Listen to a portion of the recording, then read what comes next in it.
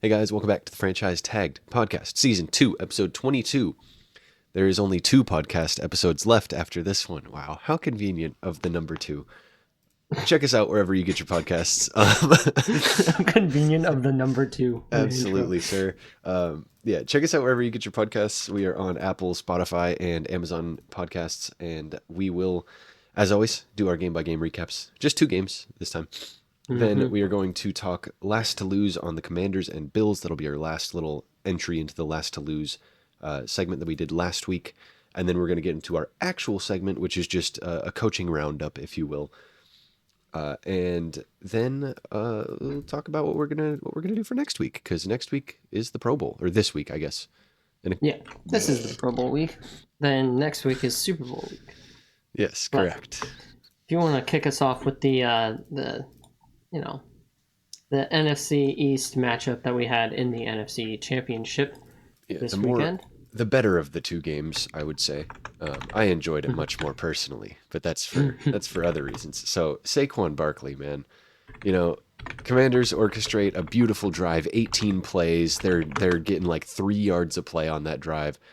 They have to settle for a field goal after going forward on 2 fourth downs already that drive, and they take their field goal, take their points, kick it off, and Saquon takes it 60 yards to the house in 1 play. And that was kind of the story of the game. It kind of didn't get any better for them from there. It was just like everything they wanted to get done took so much effort, and they had to do so much right to get anything done. And the Eagles were just like, hey, Saquon, you're kind of good, right? Here's the ball. And he went and scored touchdowns. 3 of them, in fact. Yeah, it was the fake punt, was that the first drive or the second drive for Commanders? Technically their 3rd drive, because it was 18-play drive, Saquon touchdown, then De'Ami Brown fumbled, and Saquon took it in for a touchdown, and then they got the ball back and had a 3 and out, but they got the fake punt off. Yeah, there was those quick succession ones, those 2 drives, the super long TD run from Saquon, and then straight into a fumble after just a handful of plays for the Commanders. Yeah, it was, I wanted a little bit of a better showing. Eagles definitely didn't let off the gas.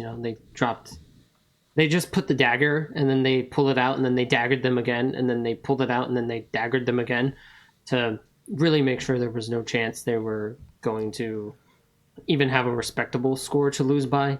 Yeah, the Washington defense just was not going to be able to stop this, especially with Saquon just getting 3 touchdowns like crazy. Jalen Hurts was actually earning some, rushing for some that weren't a yard out. 3 rushing touchdowns. Saquon had 3, and then Shipley had the 1 at the end. So 7 rushing touchdowns for the Eagles.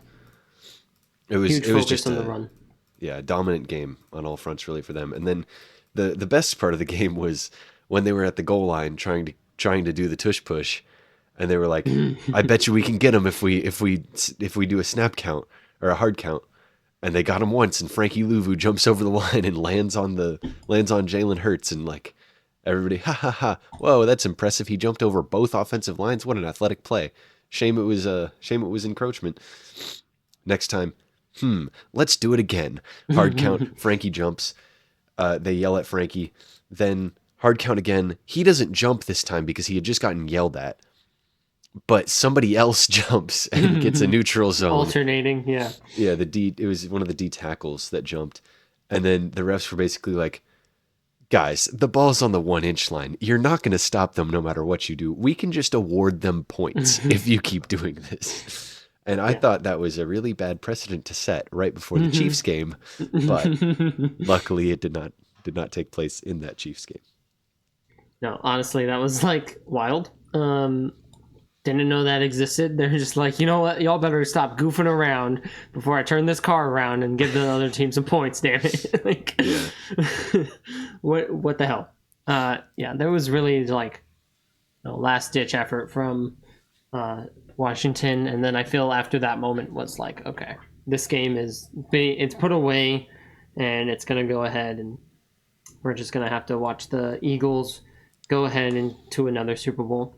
Yeah. And then, I think that kind of leads us nicely into a very, very tight game. A very, you said it wasn't as enjoyable to watch as the other, but I think it was enjoyable. It was back and forth, constant, like, tit for tat going in that one. Handful of questionable calls in that.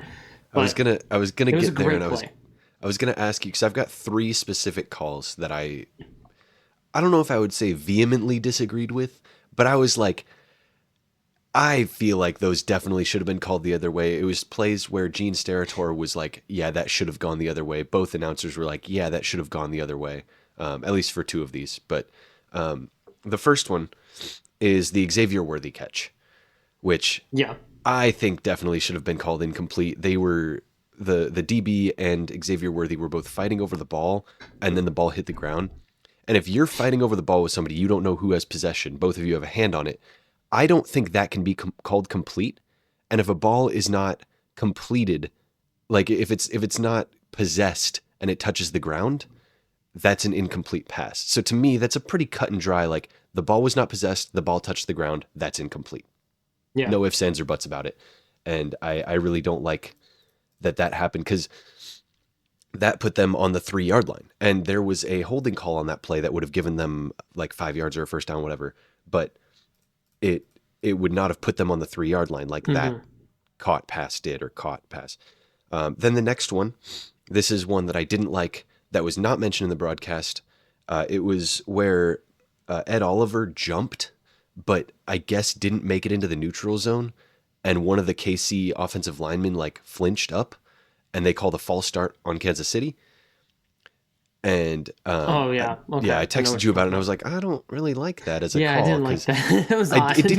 it didn't give us like a straight down the line camera angle that showed like yes he was offsides or no he was not offsides. It didn't solidify that, but either way, I don't like that as a precedent to be setting to be like yeah defensive linemen they can flinch at the offensive lineman as long as they don't get in the neutral zone. But that one Yeah, I feel like effectively was drawing the false start as like teams yeah draw offsides. He yeah effectively drew a false start on them. yeah. I don't think that one was as consequential. It took it from a 3rd and 10 to a 3rd and 15 that was like it Hollywood Brown had every chance to catch that ball that was thrown to him. It wasn't like it was, oh, if it was only 10 yards, they would have made it. But since it was 15, they didn't. Like, no, the ball could have been caught, was past the first down marker. So, like, ultimately not a super consequential call. And then the 4th down tush push where they called Josh Allen short and the two side judges came in. One had him passed, one had him not passed. And they ultimately went with a not passed and then decided that there wasn't enough evidence to overturn. I feel like he made that first down, and I really Yeah. don't like them going back and saying, no, you didn't make it, let's take it to replay, and then saying there wasn't enough evidence. Because I feel like I can understand you say you rule it a certain way so that you can review the play, but if you're then going to review the play and say, oh, well, we couldn't tell, so we're just going to stick with the ruling, like that kind of goes against my appreciation of them ruling plays a certain way. Like normally they'll call a play a fumble or an interception on the field Let it because rock, if it's a yeah. turnover, they review it automatically. So a Automatically coach review. doesn't have Yep. to use a challenge. I like that. All for that. Good. Keep doing that. This way, it's kind of like don't like that because you just kind of screwed the Bills over. And one ref, the one that could see the ball, said he had the first down, and the ref that was looking at his back and couldn't tell where the ball is had him ruled short. And Yeah. on replay, I think he made it to the 40, which was the yard, like the first down marker was on the 40. I think he made it there, and they still called him And short. even prior to that, there was The play before, argument right? of the play before, like it looked like he possibly got it. Like the yellow line isn't exact; it's just a graphic the broadcast puts up. But if we're gonna take that yellow line to be pretty accurate, it looked like he should have gotten the first down. And then with the I think it's that same decision where it's like, okay, it's a fumble, it's a turnover. This was a turnover on downs where they now are reviewing it, and then they are sticking with the review that it is going to be a turnover on downs. Just no good camera angles on that because you could infer okay, it would seem like the ball is passed, but without having eyes on it, you can't overturn that. Yep. And then going back to the Worthy catch, not catch, whatever. I don't think it should have been called a catch initially, but with the initial ruling being it's a catch, I don't think they could overturn it because the ball doesn't seem to move when it hits the ground. So Yeah. it could have been, oh, it's possessed. It didn't move enough. That's going to be called a catch. And then I feel like there's one more, I think, that kind of happened that was weird that I was seeing people talk about. It's not coming to my mind right now for what the call was. I think overall, like just to give some overall thoughts on it if you can think of it while I'm doing this, then go for it. But I don't feel like the game was refereed maliciously, and I know Blakeman has a pretty good reputation when it comes for calling games fairly. Like it's not the same as if we had a Torbert game that like every call went the Chiefs' way, and it's like, okay, well, we know you like the Chiefs and you're calling everything their way. Like this, I don't feel like there was any maliciousness behind it, and I feel like I'm pretty alone in that, being a person who really didn't want to see the Chiefs win, but also feeling like it wasn't a overly poorly refereed game. It just really sucks to see how consequential the like kind of 50-50 calls went for the Chiefs in those situations where it's like getting down to the goal line, basically giving them a touchdown, and then giving them the ball back when the Bills might have converted a fourth down and been able to go further down the field. And ultimately the Bills had a chance. Kincaid dropped a ball. And so that's ultimately like, it wasn't like the refs completely took them out of the game, but it's really deflating when you do everything right, or not everything right, because there were a couple bad plays, but you do most things right and you still can't win a game. And there's these really close calls that are heavily influencing the game. And it's nothing compared to the Texans game. It's nothing compared to half the Chiefs games this year, but it still wasn't great. And I didn't love seeing a lot of those calls. Yeah, I feel like the issues with the whole like this is rigged for the Chiefs, that whole narrative that is being pushed after this game is if you isolate the events that happened, okay, call the catch initially on review, not enough to overturn. That's going to happen in every single instance of that catch happening across the league because there is an offensive, like, refs favor the offense, basically. So it's going to be called the catch, and then when it's reviewed, it's going to be in the offense's favor. And then, it's going to continue with that mindset of like, okay, they are getting these favorable calls, and it is a big game, so people are thinking it's rigged. But yet, everyone that's saying, oh, it's rigged, I'm not going to watch the Super Bowl because I hate the Chiefs so much.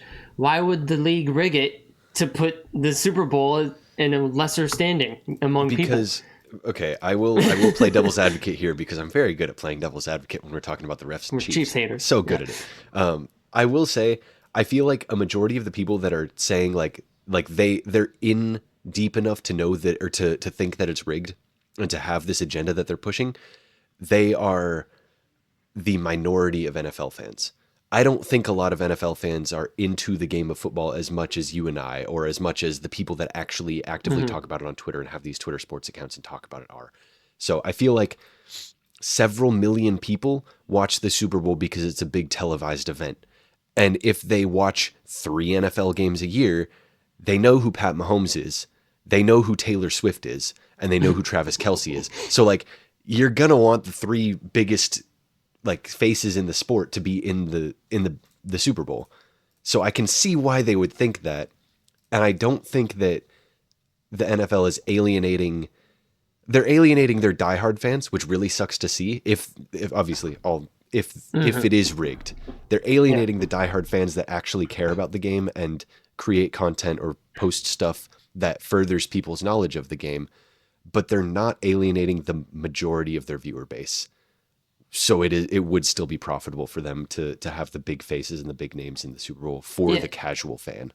Yeah, I just don't see it like in You're that also a rigged Chiefs fan, so fashion. you won't see it like that Well, ever. if it was anything, like if anything, if the NFL was rigged, if anything, it would have been rigged and the Lions would be in the Super Bowl because they got the most viewership this year. Like the Super Bowl's never not sold out. So Yeah. It's really like you're not pushing any big agenda by putting the Chiefs in it 3 times in a row. Oh, the team from Missouri? Wow, that's a big market you're really pulling in there. Like, no, it's it's not a not. big market. It's a Mahomes market. Mahomes makes it big, and it's not like when I think of NFL teams, I don't exactly think of geographically where they are. Like I'm thinking on a pedestal on a national stage. How well known are they? Yeah. So If the NFL was rigged, Jerry Jones would have every single Super Bowl Lombardi and a trophy case in his house because he gets those commissioners, he gets them right there, and he squeezes. All right, and he gets his way. Exactly. yeah, He yeah, yeah. gets, No, and I like I said, I don't I think just there see, was. yeah, I don't think it's there was any malice. I just think it's unfortunate to see games yeah, called like that. And and also to your point, you said that the refs favor offense until it's a QB sneak on 4th and 1, and they're like, no, we're going to mark it short. yeah. Well, But yeah. I mean, one guy said it was, the other guy said it wasn't. yeah, and At it's that just point, it's impossible. like, okay, It's the they freaking discuss amongst themselves and they decide. If they call it the turnover on downs, then they know they get the video review. Versus if they call it, they got it, and they're not sure because they disagreed initially. Then they're gonna have the wrong call because they gave it to him when he didn't. It's they're taking the safe route amongst themselves because they know they have it in their back pocket to watch the replay. It's the Packers Seahawks. Dad, cover your ears.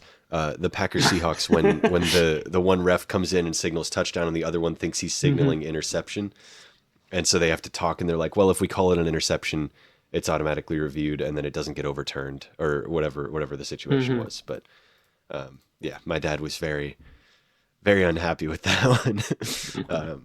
And yeah, but anywho, that's enough talk on the games. I kind of wanted to get to see where your head was at, because I guess in my head canon, you're always going to disagree with me anytime I'm like, wow, the refs weren't great there. And then we actually get to talking about it and you're like, no, they actually kind of suck every now and then. And it's just kind of, I'm just like, yeah, right. Yeah. If I'm going to wrap it up in a nice tidy bow, I don't think the league is rigged for the Chiefs, because why would it be the Chiefs of all teams, outside of Taylor Swift? But yeah. But anywho. Yeah. We can get into our last to lose segment. Just 2 teams to cover here. Got the Commanders and Bills. I'm going to let you take the Commanders and I will take the Bills, and we can go from there. Yeah, I'll start us off then, chronologically. Commanders did lose first. So the Commanders, they are ahead of schedule. This is, I really hate to make this comparison, but this is Doug Peterson's first year with the Jags, kind of ahead of schedule. You weren't let's hope it's not.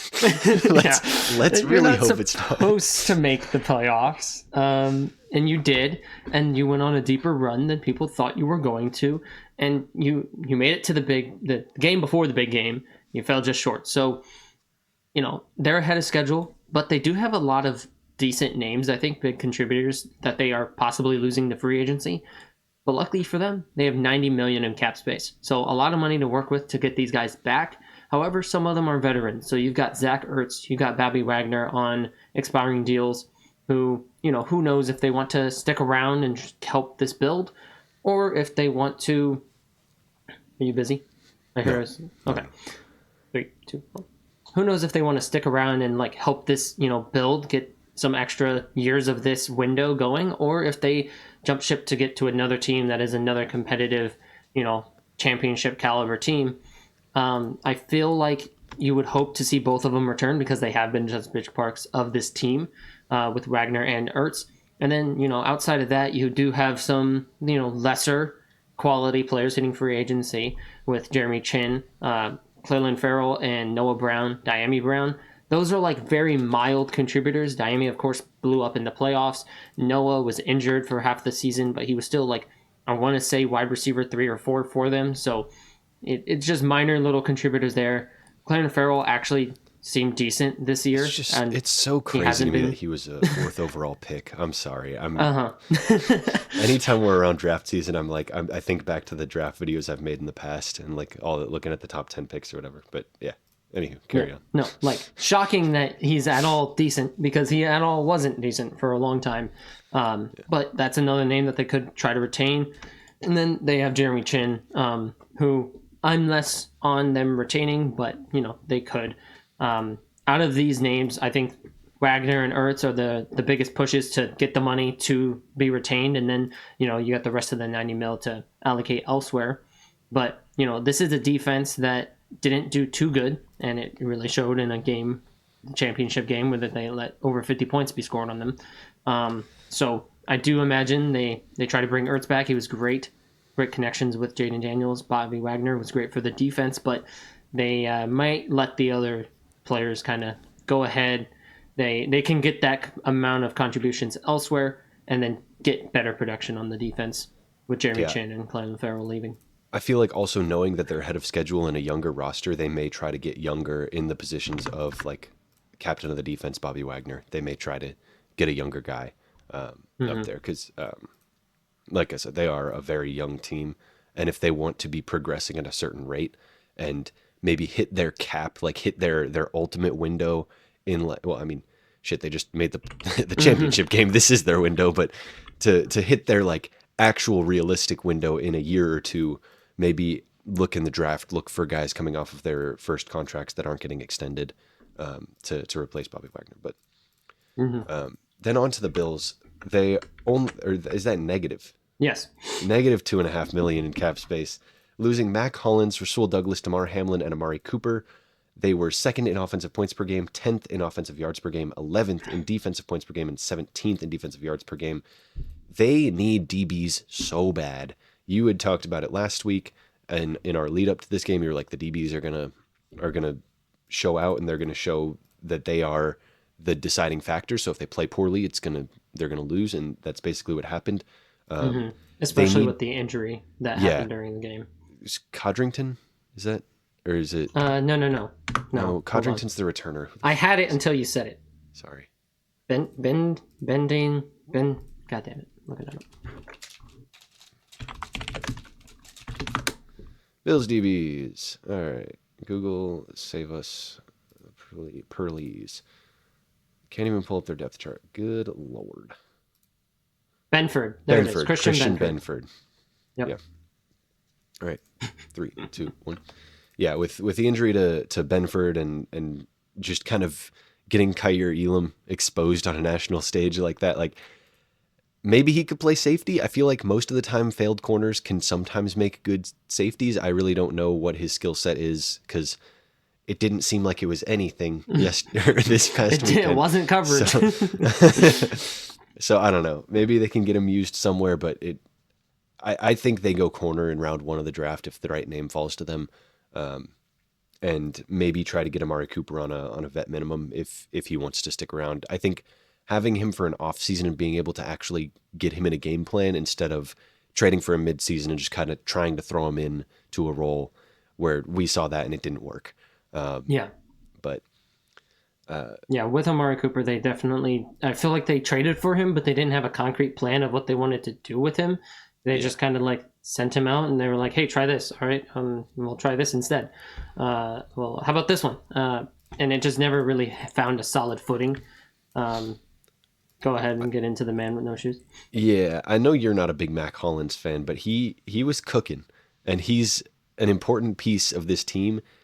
And I think if they can get him for cheap enough, I would also try to keep him around. Obviously, they have no money; they are negative in cap space. They'll have to do something to make some money. But I get the feeling that, as always, they will make cap space. Teams always do in the offseason. So if they can find a way to keep Mac Hollins around or get a similar skill guy, a Gabe Davis, if you will, then they need that. They need the tall, deep threat that really doesn't do anything else, but they're really good at being a deep threat. Because if they're good at anything else, they're going to want too much money and they're going to get double covered. And if they're just a tall, deep threat, they can break up the defense. They can beat them, and that's what Mac Hollins did. That's what Gabe Davis did for them. So. Yeah, I'm not a hater of Mac Hollins' game or his role or anything. You got to make some better hygiene decisions when you're at the NFL. You're getting paid so much money. Just come on, dude. just use silverware. I mean, come on. You don't need to eat mashed potatoes. But you have 10 fingers. Come on. What are you? All right. He's got wet wipes on you at all times. Come on, dude. All right. But sponsored by Dude Wipes. Dude Wipes. All right, I think that wraps up the last to lose segment. Now that almost all of the head coaching positions have been filled, we are going to look over all 6 of the officially named new head coaches and kind of give a little bit of insight into them, the staff that they've put together, and our takes on whether or not they were good hires. So I will let you kick things off with your team's former offensive coordinator, Ben Johnson, who was signed by the Bears. Yep. Biggest name in the coaching carousel this year. Ben Johnson did go in division to a rival with the Bears. Got a lot of flack for that, but it is what it is. It was the best situation to get, I would pretty easily say. And he brings with him Antoine Randall, so former Lions wide receiver coach, is going to go over there, be wide receiver coach and assistant head coach under him. And I think, Ben Johnson really talked a lot during his process getting the people under him. He did say I want someone that I know that I could trust to get these cards, get this game plan in place early in the week, because early in the week as the head coach I got to be focused on other things. So I think bringing Antoine Randall over is definitely that's his role. He's going to be the guy who preps things early in the week, so Ben Johnson can trust him with the offense. They know each other, they're familiar. And then on the offensive coordinator side, he goes ahead, he gets Declan Doyle, the tight ends coach for the Broncos, which, a former Sean Payton-led team's tight end coach. It's almost like Ben Johnson might be familiar with one of those in the form of Dan Campbell, his former head coach. So I think it's certainly a strong correlation of okay, he's worked with Dan and he's worked with a lot of people under a Sean Payton tree. So he's kind of trying to expand that Sean Payton tree, get some names in there because he's familiar with those offense terminology and stuff like that. So he gets Declan Doyle, going to be similar terminology. They're going to be able to work together for that game plan. And then also Ben Johnson's still going to be calling plays. So it's not a huge worry of oh, this is a tight ends coach, you're going to give him play calling duties. No, it's going to be in Ben Johnson's hands. He's just another guy to help out, get those early game plans in. And then another Sean Payton guy coming in. He's getting Dennis Allen as the defensive coordinator.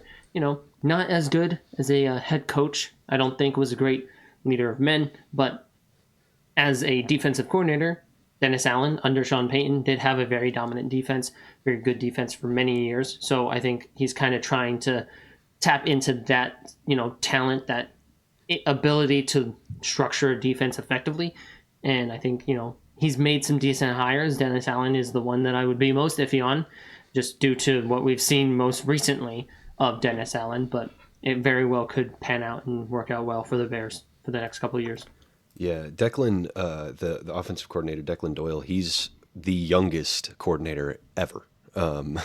So yeah, I think that may also be Ben Johnson kind of trying to find the second him, not just trying to find a Dan Campbell, but trying to find a guy that's like him, a younger kind of crazy mind that can do cool things. And I also like the Bears tight end room quite a bit. Cole Kmet and Gerald Everett, if he's still there. Both of those I think can be very interestingly utilized as talented pass catchers plus. But we'll get on to my New England Patriots, who signed Mike Vrabel as their head coach just a week into the head coaching search. And I kind of already made an entire video breaking down Vrabel and the events that led up to his hiring. And I said that I liked him as a candidate more than Gerard Mayo. And so I think that it was the right move to move off of Mayo and get Vrabel. I also really like the hires he's made at offensive and defensive coordinator. Josh McDaniels is returning to the Patriots as offensive coordinator, and Terrell Williams is the defensive coordinator. He was on the Lions last year and was with Vrabel in Tennessee as the defensive line coach before that. And so Vrabel is not an offensive-minded head coach. He's not an offensive guru. He's a leader of men and a defensive guy. So he is going to be able to work directly with Williams and implement the defense that he wants to get going. And I think it was pretty effective in Tennessee. They always played better than they actually were. And so I'm excited to see that in New England. And then Josh McDaniels, there were hotter names to be offensive coordinator, but ultimately I think he is the only correct option with the type of staff we are building. Because when you get a guy like Vrabel to be your head coach, he's not going anywhere. No head coach really is. but he's also the safe option. So you know that he's, unless something really crazy happens and he's just completely lost his mind, he's probably going to be there for like 5 to 10 years minimum, as long as he can do what he did in Tennessee, which is take a really bad team and make them overperform and make the playoffs most years. So if he can do that, he will be the Patriots head coach for a while. And when you have a longtime head coach that is not an offensive guru, you need an offensive mind at coordinator that will not leave you. Because if you Mm-hmm. get a guy like a Ben Johnson, a young up and comer who's got some crazy ideas, flashy plays, really good, leads a really efficient offense, he's going to get a head coaching job. We saw it happen to the Lions. With Josh McDaniels, he's had 2 different head coaching stints and has sucked in both of them. But he's always come back to the Patriots as an offensive coordinator and has rocked it as a coordinator. So Yeah. I think he is the epitome of great football mind, horrific leader of men.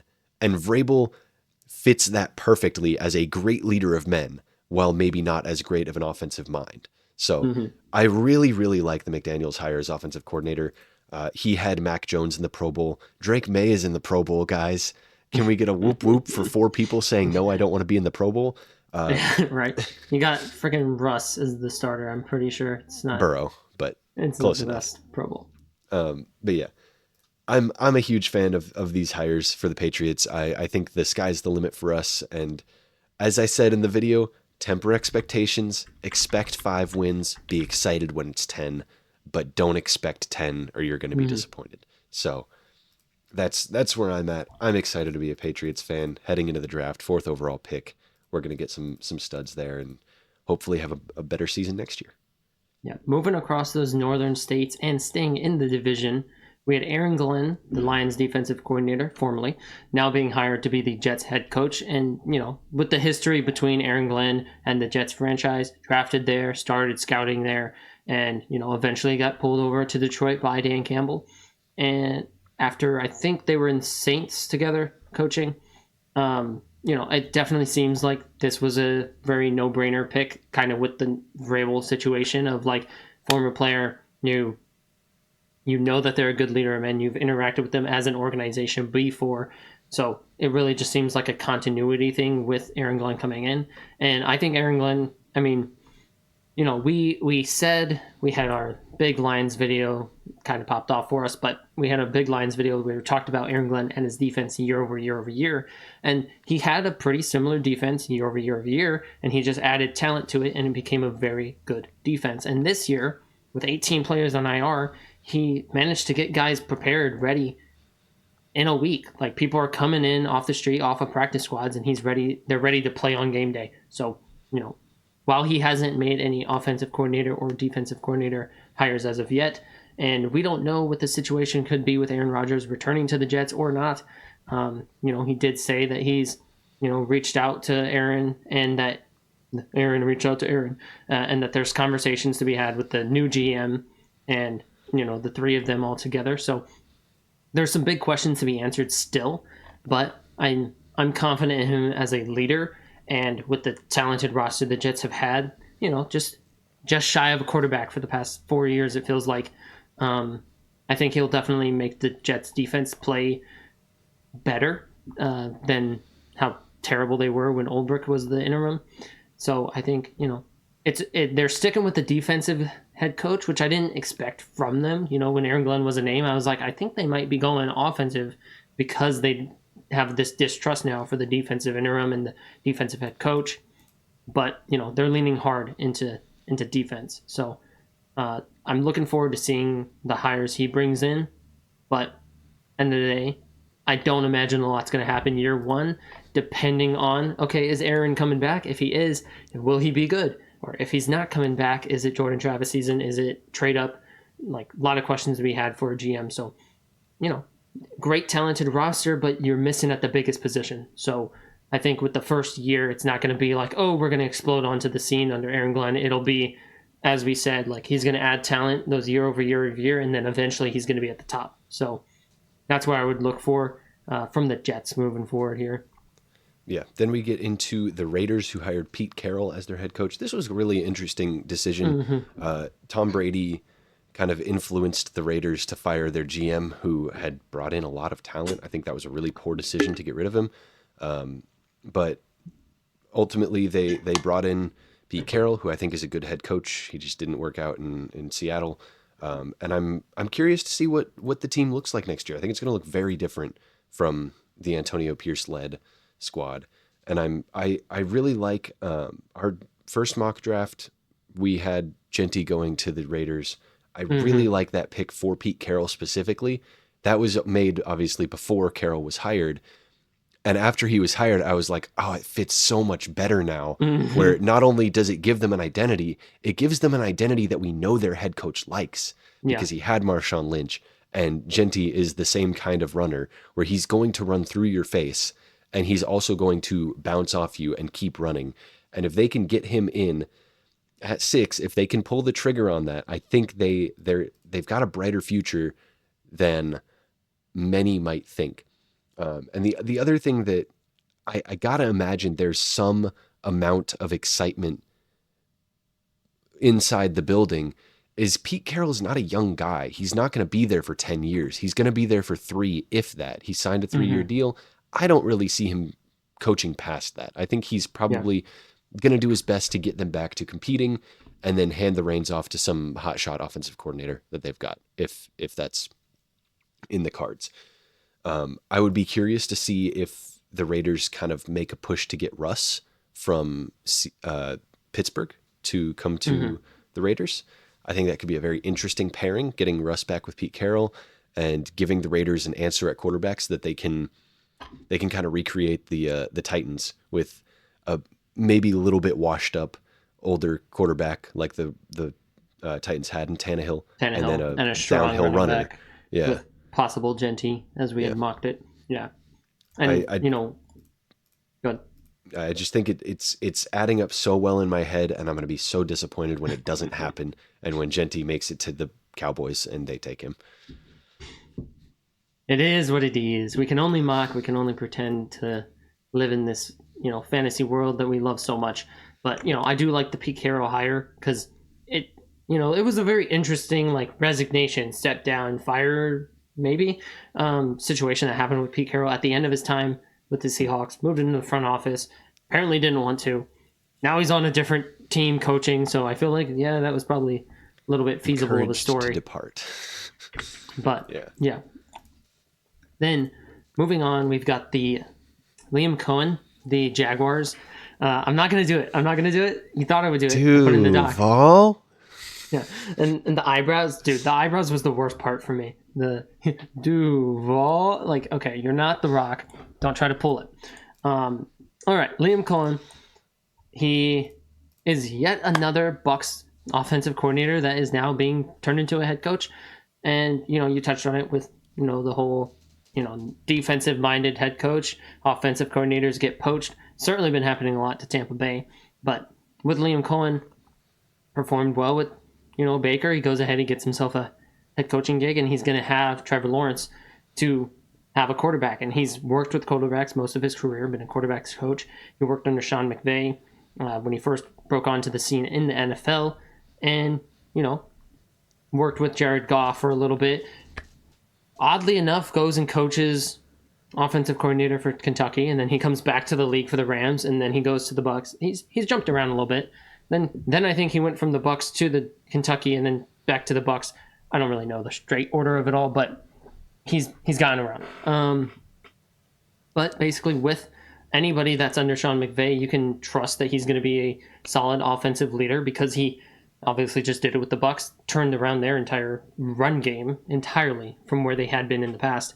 And then, you've got them going so strong. He goes and he's like, I actually don't want this job. Trent Baalke's here. I don't think I want this job. I'll stick with what I've got.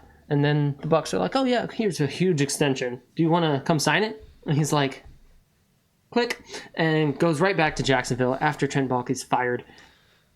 Just such a whirlwind of things happening for the Bucs, I'm sure, to basically be ghosted by a guy who just coached for you the entire year.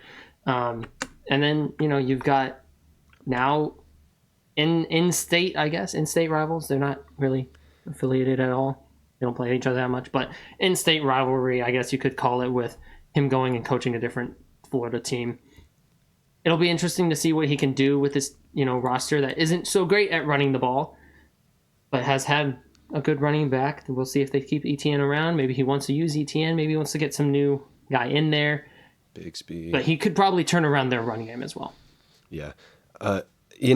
It's either going to work out really well or it's going to crash and burn, and it's going to be like the worst decision anyone's ever made. Duval? And the Duval, that I just feel like that, combined with the way that he left Tampa, it makes me really want to see him fail. Like, I don't want to see anybody fail. I want everybody to succeed. I want the product put on the field to be the best possible product. So give me the best possible coaches for every position, do it.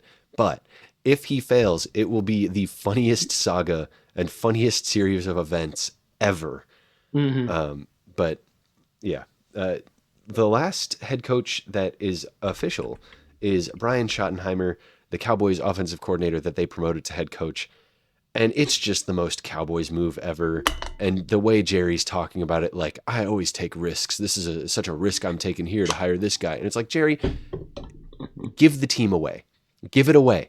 You don't need to be here anymore. You're not doing a good job as GM. You're not making good decisions with the coaching. You're not making good decisions with the personnel. You're not making good decisions in the draft. You're not making good decisions at all about the team. You're not making good decisions in interviews. You're not making good decisions with the press. You're not doing anything right. But at least it's entertaining. Yeah. But at least it's entertaining because, the people who are Cowboys fans, they're going to drink their problems away anyways, and the other people get to enjoy watching it go down. So, in other news, Matt Eberflus was hired as the Cowboys defensive coordinator, and that was probably a good move. They're probably going to have a pretty good defense. Micah Parsons, DPOY caliber player again, but we'll see. We'll see how it goes from there. And then, do you want to talk about the Saints job opening? Yeah, I mean, the Saints, they still have a head coaching opening, as you said. They don't have a head coach yet. They don't have anything in place really after the Dennis Allen firing. So it could be that they're really waiting for, some coordinators who are playing in the big game to be available, whether it be Fangio, whether it be Kellen Moore, who's more likely because he's actually been Matt Nagy, bring him back to the head coaching limelight. Kellen Moore seems to be the one. I'm pretty sure just today they finished up an in-person interview with him, so it very well could just be, okay, I can't announce that I'm going to leave the team until after the Super Bowl, so we'll learn about this in 2 weeks, but for now, it'll be up in the air. Unless they just go crazy and just get somebody out of left field. Rizzi. And, they stick with their guns with their guy, or they just get somebody out of college out of nowhere and say, Kellen Moore, we didn't want to wait around for you. They're really, with the Saints, it's an interesting job to take. So for Kellen Moore, it wouldn't be the easiest chance really to go ahead and get, and it'd be interesting for him to have had all of these interviews he's done, and because he's the last to be officially available, he's then the last to go to the worst place, which you could argue a lot of these are the worst places, but a pretty bad spot to go to talent wise. Then with that, I think we can wrap up all of the head coaching openings and or closes, hirings. But we do have a little bit of a coordinator roundups because, coordinators, we talked about the ones that were head coaches. The head coaches are often coordinators that are now making vacancies. So just going to kind of speed through some of these and get to who's moving where and what's been going on there. So if you want to just take a handful, and I'll take a handful as well. Yeah, so we saw Robert Saleh head back to San Francisco, be their defensive coordinator. I really liked him in San Francisco, so I think this move is good. I think he'll get the most out of that defense, and we may see a bit of a return to form after a pretty lackluster year from the 49ers. Then we got Clay Kubiak to be the 49ers offensive coordinator and Clint Kubiak to be the Seahawks offensive coordinator. Remind me again where they were before, please. So Clint was the one that was the Saints offensive coordinator, who was, the big thing. And then I'm pretty sure that Clay was in San Fran, but he was like a quality offensive assistant, kind of Okay. pseudo role, not coaching a position or anything, just one of those kind of assistant roles that was helping out. So he got promoted from in-house, and then Clint pulled from Saints over to Seattle. Gotcha. And then with John Morton, which was announced officially today, with Detroit's new offensive coordinator, was the Broncos Passing game coordinator. passing game coordinator. Again, one of those pseudo roles.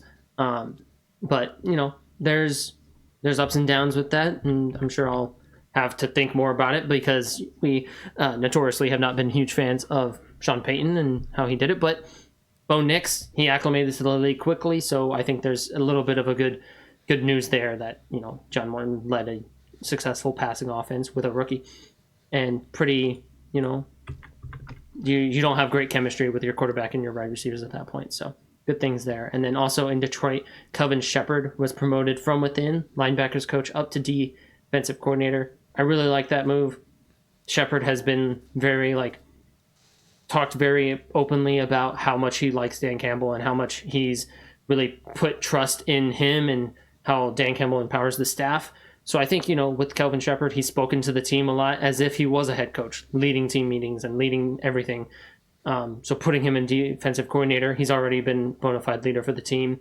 He was featured kind of heavily in Hard Knocks when it was, happening that first year with Detroit. So I'm very happy with this as the pick for Detroit for defensive coordinator. Yep. Then we've got the Falcons hiring Jeff Ulbrich to be their defensive coordinator. He was the interim head coach for the Jets, and I'm curious to see how he does there because, like we were talking about, when he became the head coach, the defense kind of fell off a cliff, and we weren't sure if that was due to Robert Saleh departing, which that was the most likely option, or if it was Ulbrich being a little bit less hands-on. So it will... we'll figure that out when we see how the Falcons defense is versus how the 49ers defense is and which one improves more. And maybe both of them will. Maybe both of them are really good defensive minds, just neither of them great leaders of men. But as you all know, if you've watched, we don't agree with the firing of Robert Saleh. But any whoosies. Then Cincinnati's new defensive coordinator, Al Golden, he was Notre Dame's defensive coordinator before that. And he is being pulled up from college, which is always interesting. Obviously, national championship game, he was in it, lost, but was in it. So that's always a big stage to see some coaching talent.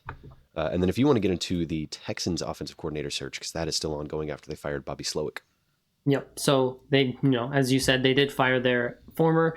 It's not like he got poached anywhere else. They just straight up fired him. They made the opening, and then with the coordinator spot, currently there's been 3 in-person interviews that that I've seen around, and that would be Gerard Johnson, who's their current quarterbacks coach, Thad Lewis, who is the Bucks quarterback coach, and then Jeff Nixon, the Syracuse OC, and I believe that what's the guy's name? Chip Kelly was also rumored heavily to be in big interest in this job.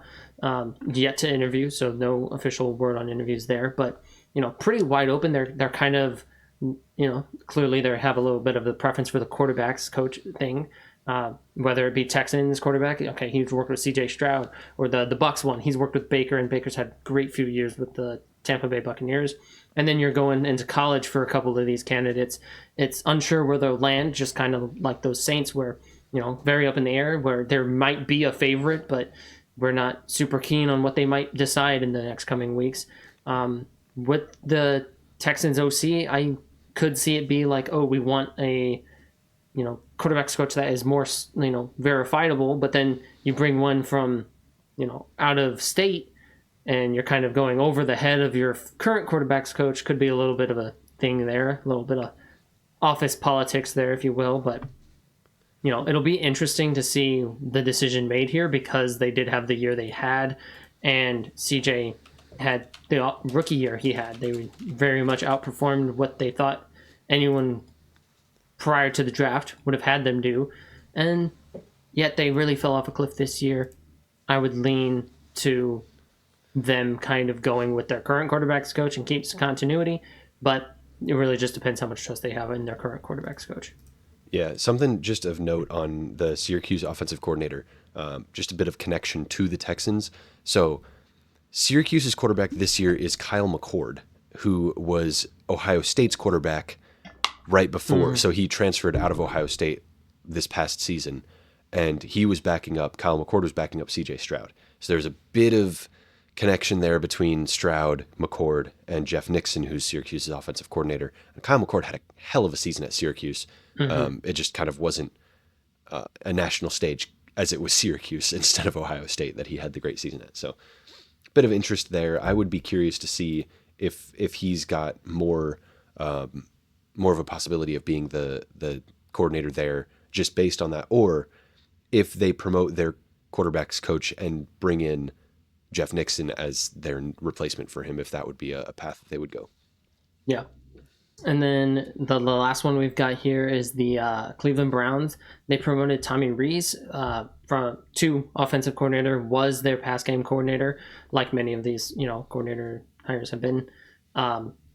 With this, it's just kind of rough. You don't know how good the pass game coordinator is because you've had Deshaun Watson being the leader of the passing game. So the Browns really just as an organization are really in this gray area for the next couple of years while Deshaun Watson's hurt, while they're still paying him. We'll see what happens, but it's not a whole lot to put its stock into, like, oh, they got this new offensive coordinator, he's going to do these many things and it's going to really turn everything around, because he's still from that organization. He's not a new face, he's not a new name, he's not going to revolutionize their offense. I think if anything, this would just be a move away from the Nick Chubb era where everyone's rooting for the Browns. They got a great run game, good offensive line, and now moving more into like, okay, we need to develop an actual passing attack that is utilizing Deshaun Watson, because we've yet to do that effectively. I think that's kind of their plan with that. Yeah. So definitely let us know down in the comments below what you think the Saints should do at head coach, and if you think any of these hires were notably bad or notably good, if you think anybody just aced the head coaching cycle or the coaching cycle.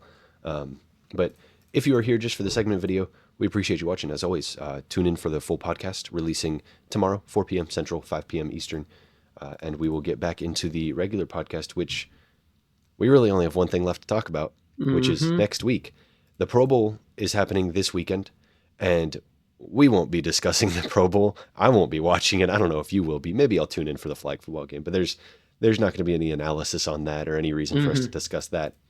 But just so that we have something to post next week, a little mini podcast episode, it's going to be a Super Bowl preview of sorts, and I will leave the specifics up to next week when it comes out. So definitely going to want to tune in for that one. It's going to be a fun one for us to plan out and record, and we will see y'all for that one. Do you have any words of wisdom for these people to lead or live their lives by? I didn't say wisdom. Cool. You didn't do it. I appreciate it.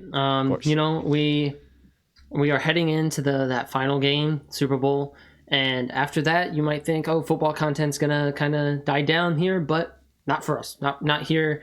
We're gonna have a mock draft after the Super Bowl. We've got a lot of extra content, draft oriented, between now and the draft, and we're already kind of hard at work working on that. So even if you think, okay, football season, it goes from August into February, you'd be wrong. We got a bunch of more football content for you after the season. So if you want to stick around, hit subscribe, hit like if you like the video, and stick around. We've got scouting reports and we've got a bunch of other content coming out pre-draft. So that's really all I've got.